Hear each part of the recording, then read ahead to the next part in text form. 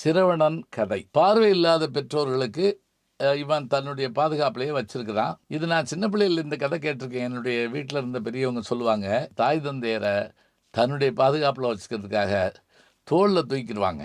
அதாவது அந்த காலத்தில் காவடி தூக்குவாங்க. அது மாதிரி 2 இது உரி மாதிரி வச்சு, இந்த பக்கம் அப்பா, இந்த பக்கம் அம்மா, தோளில் வச்சுக்கிட்டு நடந்தே போவான், நடந்தே வருவாங்க. ஒரு முறை காட்டு வழியாக ஒரு ஊரை கடந்து போகிறான். அவங்க தண்ணி தாகம்னு 2 பேரையும் உட்கார வச்சுட்டு தண்ணி கொண்டு வரதுக்காக போனான். அந்த நேரம் பார்த்து ராமாயணத்தில் வரக்கூடிய தசரதன் இவன் தண்ணி மோக்க போனான் பாருங்க. இந்த சத்தத்தை மாத்திரம் கேட்டிருக்கான் தசரதன். உடனே என்ன செஞ்சிட்டான், ஏதோ ஒரு மிருகம் தண்ணி குடிக்க வருதுன்னு சொல்லிட்டு அந்த ஒலி வந்த திசையை நோக்கி அடித்தான். அது ஏதோ மிருகம் கத்தும்னு பார்த்தா அம்மானு சத்தம் கேட்ட உடனே இவன் பயந்து தசரதன் போய் பார்க்குறான். இந்த முனிகுமாரன் விழுந்து கிடக்கிறான். என்ன பாதியில் நின்று வச்சு பார்க்குறீங்களா? மேலும் காண கீழே இருக்க லிங்கை ப்ரெஸ் பண்ணுங்க.